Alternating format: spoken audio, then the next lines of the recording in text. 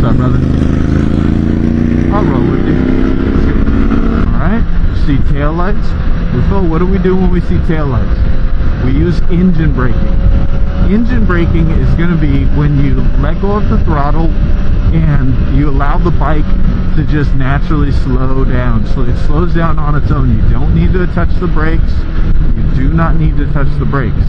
And that's one of the big things I see a lot of new riders making mistakes with, is that they get nervous, they get scared when there's a car stopping in front of them or something happens, and they forget about rule number one: never panic. Okay? It's rule number one for a very good reason. Never panic.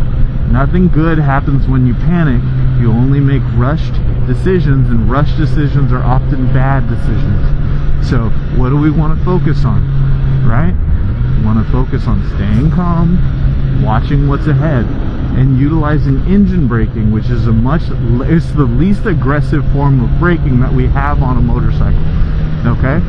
So engine braking is just going to naturally slow the bike down, and it's not going to have that same degree of bite that a front or a back brake would give you in that situation. Because if you can avoid touching your brakes, especially on the freeway, you really want to. You don't want to panic.